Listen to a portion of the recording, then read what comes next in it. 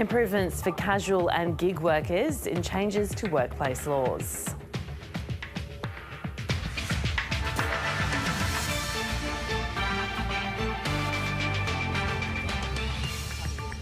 A heartbreaking plea from a daughter to her missing mother.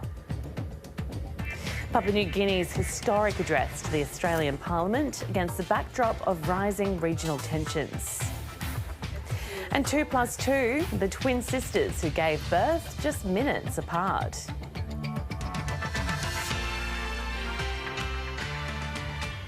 Hello and welcome to ABC Late News. I'm Jade Barker. New rights and protections are on the way for hundreds of thousands of workers through the biggest update to Australia's industrial laws in a decade. The Senate's passed a sweeping package of changes that'll safeguard conditions for casuals such as truckies and low-paid rideshare drivers. But customers who order a lift or a meal are being warned they'll have to foot some of the bill through higher prices. Most days, Utsav Batari spends 10 hours behind the wheel as a delivery driver. He's a gig worker, working long hours and often for not much pay. There has been instances where I've worked 100 hours and barely made $1,000. The amount of work he gets fluctuates, and how much he earns depends on which app he is working for. We do not know how many hours we're going to work next week and how much we're going to make. We've got workers in the gig economy that are literally rushing to their deaths. Now, new laws are aiming to bring minimum standards to the gig economy. Gig workers in Australia will now know that Australia is truly a country where you don't have to rely on tips to make ends meet. The new laws apply to gig workers, like drivers with Uber and Menulog. For the first time, the Fair Work Commission will be able to set minimum standards, like a base rate of pay.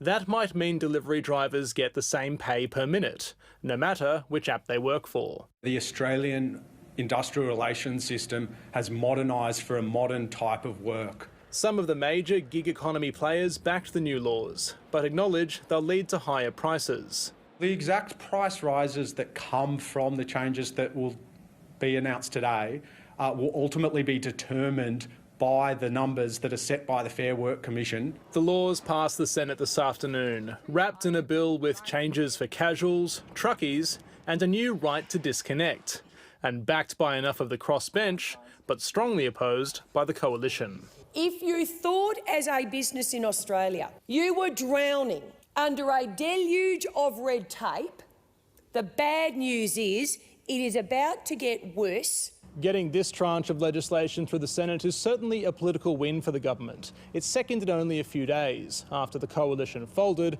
and backed the Prime Minister's revised income tax cuts. Industrial relations can make for difficult politics, but Labor appears to have figured out how to negotiate with an often fractious Senate crossbench. There are new battles looming, however, in housing, education and a budget only a few months away. Tom Lowry, ABC News, Canberra. The family of missing Victorian woman Samantha Murphy has made a heart-wrenching plea in the hope of finding the 51-year-old mother alive. After 5 days of searching, police are yet to uncover any strong leads into her disappearance, but say there's no suspicious circumstances at this stage. Distraught and in tears, Jess Murphy is living a nightmare. Mum's a really strong woman and she's far too determined to give up this fight. I know she's out there somewhere, so if you could please continue to search for her, to give us something to work with, we'd really appreciate it. Summoning all the courage she could muster, the eldest daughter of Ballarat East woman Samantha Murphy issued a plea for her return after going missing 5 days ago, speaking directly to her mother.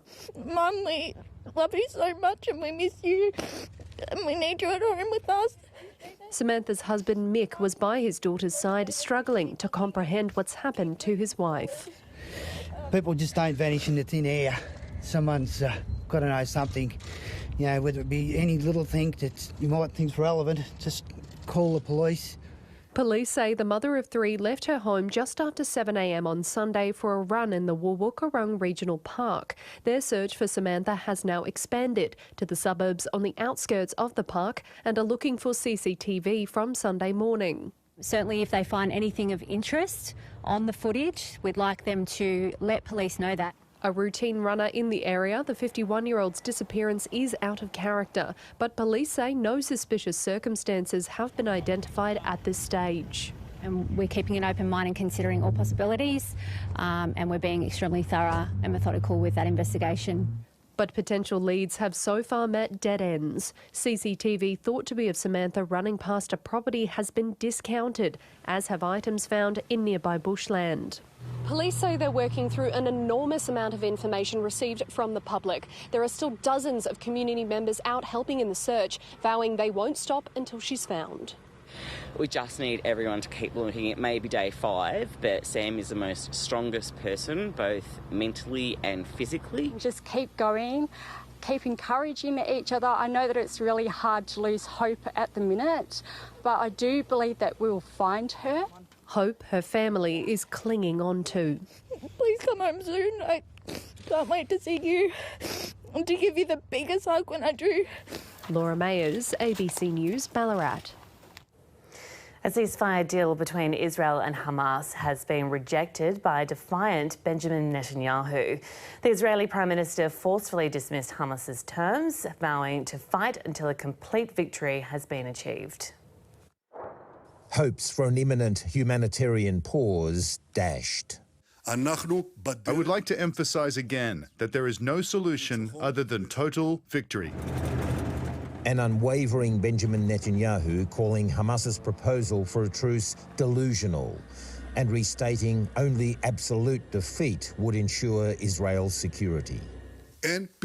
We are on the path of total victory. Victory is within reach. Hamas's proposal was in response to a ceasefire offer devised by mediators from Qatar, Egypt and the United States. But Israel said no to the terms. Haven't seen them in a long time. Yeah, a few weeks. Welcome. Despite the rejection, US Secretary of State Antony Blinken remains hopeful. While there are some clear non-starters in Hamas's response, we do think it creates space for agreement to be reached. As talks stalled, bombing intensified, with Israel making a push into the southern tip of Gaza. I'm especially alarmed by reports that the Israeli military intends to focus next on Rafah, where hundreds of thousands of Palestinians have been squeezed in a desperate search for safety. The US was bracing for this truce setback, predicting that Israel may publicly denounce the mediation as part of its negotiating tactics. But the Americans were hoping to pull off a diplomatic success because without a ceasefire in Gaza, risks remain that a wider conflict in this region will continue to escalate. As in Iraq, where anger is growing. The United States launched a drone strike in Baghdad, killing a senior commander of an Iran-backed militia group. This, the Pentagon says, was in response to the deaths of 3 American soldiers in neighbouring Jordan. While the campaign of strikes seeks to deter, the threat of retaliation attacks is very real. John Lyons, ABC News, Jerusalem. Prince William has spoken for the first time since his father was diagnosed with cancer, thanking the public for their support and well wishes. The heir to the throne returned to royal duties after time away to look after his wife and is preparing to take on an increased workload while the King undergoes treatment. The monarch has also issued his first statement since announcing his illness as he recuperates in private. Prince William is back at work after 3 weeks away from the spotlight, facing the public for the first time since news of the King's cancer battle. We really appreciate everyone's kind messages, thank you. This charity gala for London's air ambulance was personal. The Prince used to be one of their pilots. He was all smiles as he rubbed shoulders with guests, including Hollywood star Tom Cruise. The heir to the throne acknowledged his family's difficult month. His wife is still recovering from abdominal surgery in January. I'd like to take this opportunity to say thank you also for the kind messages of support for Catherine and for my father, especially in recent days. It means a great deal to us all. It's fair to say the past few weeks have had a rather medical focus, so I thought I'd come to an air ambulance function to get away from it all. Earlier in the day, the Prince handed out state honours at an investiture ceremony at Windsor Castle. With Catherine not expected back at work before Easter, the Prince and the Queen Consort will take on many of the King's public duties. The months ahead will put pressure on the royal households as they try to fulfil all of their duties and maintain a strong public presence. The King has made his first public statement since his cancer announcement, marking the 50th anniversary of independence in Grenada, one of the Commonwealth realms. I can only say how sorry I am that I cannot be with you in person to mark this momentous milestone. The monarch will now hold his weekly audience with the British Prime Minister over the phone. I know the thoughts of the House and the country are with the King and his family. We wish His Majesty a speedy recovery and look forward to him resuming his public-facing duties in due course. Meanwhile, Prince Harry is heading home to the US after spending a little more than 24 hours in England. He had a brief meeting with the King yesterday, but there was no royal reunion with his brother. Away from the public and press, the King is now recuperating from treatment at his Sandringham estate. Isabella Higgins, ABC News, London. Papua New Guinea's Prime Minister has urged Australia not to give up on his country during a historic address to federal parliament. James Marape is the first Pacific leader to speak to a joint sitting of both houses. But the visit comes against a backdrop of rising regional tensions and looming political chaos in PNG. Here's Foreign Affairs reporter Stephen Jedgetts. New honours for an old friend. Mr. Speaker, the Prime Minister of Papua New Guinea. James Marape made history when he faced a packed lower house. I welcome you to the House. But he kept one eye on past legacies. This is truly a historic moment for my country. Almost 50 years ago, Australia shepherded PNG into independence. Now both countries are fashioning a framework for a new relationship. Neighbours and mates, partners and equals. But the backdrop is troubled. Just last month, Port Moresby was rocked by looting, and Australia is still plugging PNG's budget shortfalls. I ask you, do not give up on Papua New Guinea. We have always bounced back from our low moments. Last year, Australia and PNG signed a landmark security pact, but China is still pressing to strike its own policing agreement with Mr Marape's government, closely watched by Canberra. These autocrats who use the carrot one day and the stick the next have a complete disregard for sovereignty.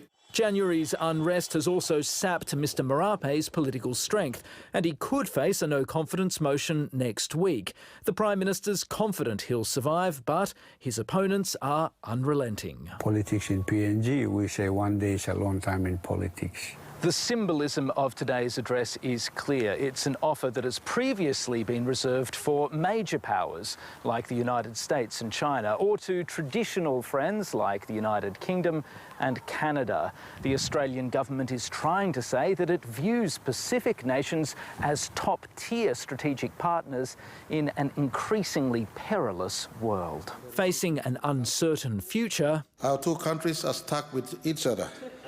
We have no choice but to get along. And facing it together. Stephen Jedgetts, ABC News, Canberra. The daughter of a 70-year-old woman who was fatally stabbed in Ipswich last week has joined the African community to appeal for peace. Violene White's family say they don't want her death to be divisive. Instead, they want to focus on fixing issues with youth crime rate in the state. The sign says it all. Two strangers brought together by tragedy. Mum always said if I died, no one would care.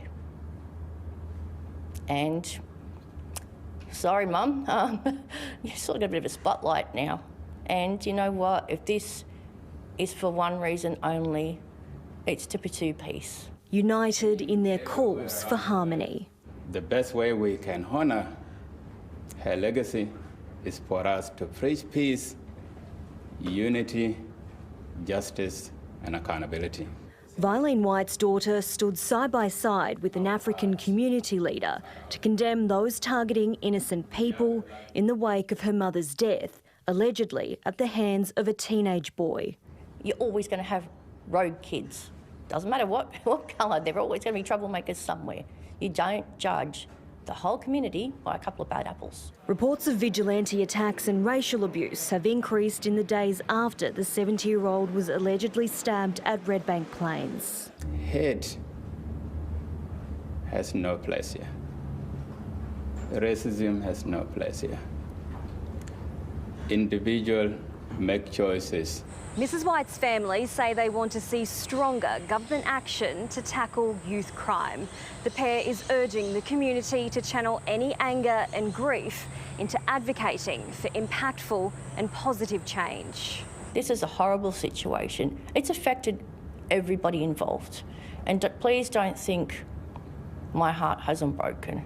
But I'm on a mission to change things. But the government is adamant it's focused on the problem. Obviously, crime of any sort, including youth crime, is on the forefront of this government. Talissa Saganto, ABC News.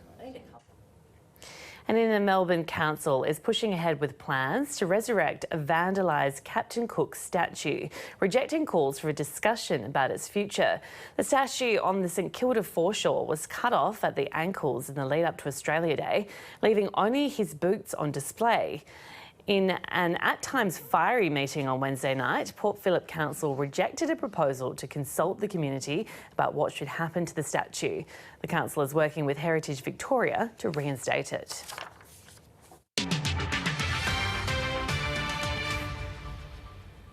Two New South Wales former premiers have waded into the debate over higher density housing. Bob Carr has declared the great Australian dream has been overtaken by reality and says councillors who block development are out of touch. Dominic Perrottet has also broadly backed infill but says the suburban backyard is far from dead. They're from different sides of politics and from very different eras. Many of you weren't born when I stepped down. But they've both shared the same challenge, trying to build enough homes for Sydney's growing population. The only way we can bring down prices is to get more apartments on the market. Last year when this debate was... What about the great Australian dream?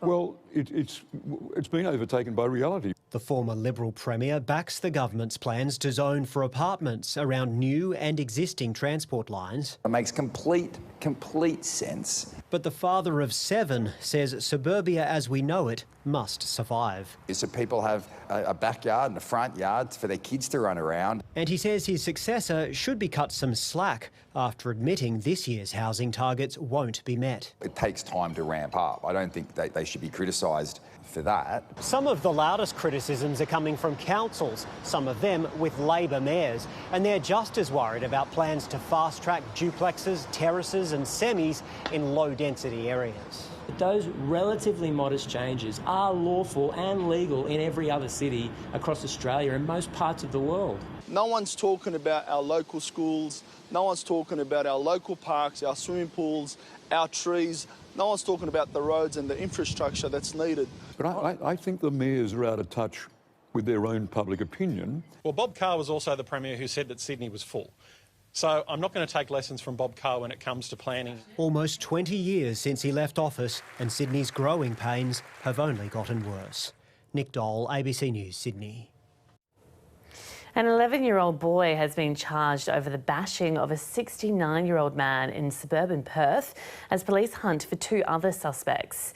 The victim was taken to hospital with serious injuries. Police have released CCTV footage of the assault on the man on Ashburton Street in Bentley on January the 15th. It shows the 69-year-old man being surrounded, pulled down and repeatedly punched and kicked. These types of acts are cowardly and abhorrent, and the victim's extremely lucky in this case not to have any lifelong injuries as a result of this assault. Police say the man had asked the youths to stop throwing rocks at a house under construction. An 11-year-old boy has been charged and police are looking for 2 other males. We're imploring that if these people who are involved in this incident are watching this, to please come forward and hand yourselves into police. I also ask the family members, if you recognise these people, to please encourage them to come forward. I have seen that video. It's sickening, absolutely sickening. And the assault on that older member of the community, I think would disgust everyone. But the Premier says he doesn't think Perth has a youth crime problem. What we do have right across all our major metropolitan and high population areas is an increasing disregard for public safety and an increasing disregard for common decency, I think driven a lot by the modern media world in which we live. Mr Cook says it's important to have more police to combat crime and for those who are found guilty to be punished. The 11-year-old boy is scheduled to appear in the Children's Court in Armidale next week. David Webber, ABC News. Two men have received bravery commendations for pulling a fellow surfer to shore after he was attacked by a shark on the far New South Wales north coast. Mark Hayes and Frank Shelley rushed to help Robert Pedretti, who suffered significant injuries at a beach near Kingscliff in 2020. The pair got the 60-year-old back on his surfboard and ferried him to the beach while the shark continued to circle them, even ramming one of the surfboards. Mr Pedretti was treated at the scene but didn't survive. In a ceremony at Government House on Thursday, their efforts were described as a pinnacle of selflessness and human compassion. It may be one of your friends or it might even be your children, so you've got to look at it you know, if you can't run away from a thing like that, you've got to help, you've got to be there. Community legal centres offer free advice to vulnerable members in our community, but many say they're at crisis point due to limited funding and can only help fewer than 1% of people who reach out for help. Rachel had acquired a very large loan at a time when she was experiencing domestic violence. I was signed up to a huge debt under circumstances that the bank should have known were wrong and things were not okay. She was struggling to get support. I have been trying to get help myself for a very long time and I got put in touch with Caxton. Caxton Legal Centre is one of the largest free community providers in the country. Over the last 5 years, we had 150,000 people call us for help. But due to funding, less than 1% of those requests were helped. They can't get legal aid, they can't afford a lawyer, and we have to let them know that we can't help. Australia's 165 legal centres are facing unprecedented demand and funding shortages. The centres are mostly supported by a combination of federal and state funding. We need at least $125 million additional per year to ensure that centres are able to start meeting demand. A spokesperson for the Federal Attorney General says a review is underway into how future arrangements can provide better access to justice. Queensland's Justice Department says the state government is working closely on that report, expected later this month. Free legal advice led to Rachel regaining her financial freedom. I never have to worry about that debt ever again. I never thought I would find someone who could actually help me. With thousands still waiting. Sarah Richards, ABC News. Identical twins on the Sunshine Coast have amazed medical staff after giving birth within minutes and metres of each other. Nicole and Renee Bailey hadn't even planned to conceive at the same time, but ended up being due 2 weeks apart. Nicole was in labour for 2 days when her sister's waters broke early on Thursday morning. Renee didn't even make it to the ward, with baby Ruby arriving in the foyer of the Sunshine Coast University Hospital. Ruby's very close cousin, Xavier, was born soon after, just down the hall. I was just about to get in the bath and I heard that someone had had a baby in the corridor and I knew that Renee was coming, so I was like, what? Yeah, and you had your baby, then I had my baby 22 minutes later.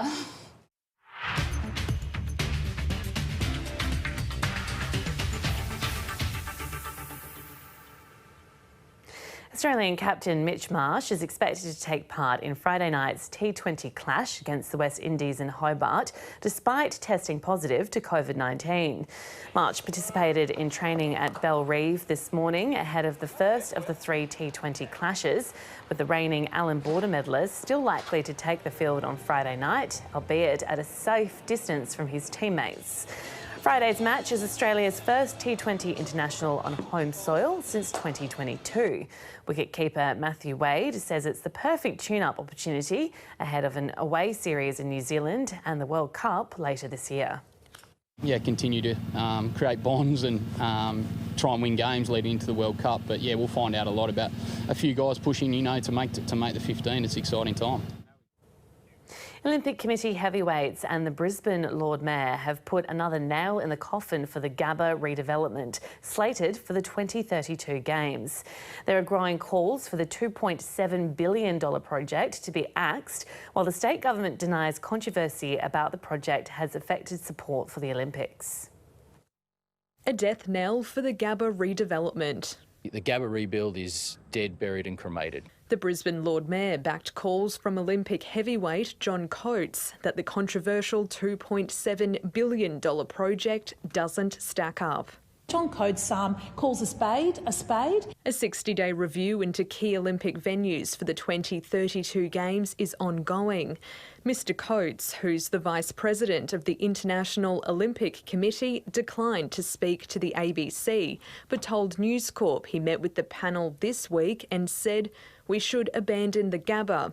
The Olympic movement was something that did have community support. Now suddenly we're on the nose in Brisbane." I don't think the Olympics and Paralympics of 2032 are on the nose. I think people are excited about it, but I think people are questioning the cost. Mr Coates has suggested the opening and closing ceremonies should instead be held at Lang Park, and athletics moved to the Queensland Sport and Athletics Centre. The Brisbane Olympics president, Andrew Liveris, says Mr Coates should be listened to, while the AOC has also backed calls for a more creative solution than rebuilding the Gabba.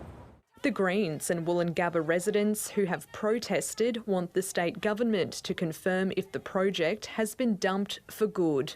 They're asking for Stephen Miles to come out now, today, and take the Gabba rebuild off the table. Look, I know you're trying to ask me a question to say, is it dead, is it isn't? And this is a clean slate. And I welcome all stakeholders' feedback into it. The review is due back in March. Rachel Rieger, ABC News, Brisbane.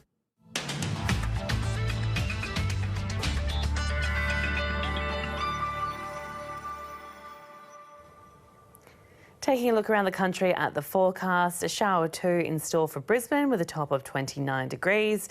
Partly cloudy for Sydney with a maximum of 27. Sunny in Canberra, a top of 28. Cloudy for Melbourne with a maximum of 22 degrees. Hobart will be partly cloudy with a top of 23. Sunny in Adelaide with a maximum of 29 degrees. And that's ABC Late News. I'm Jade Barker. Thanks for your company.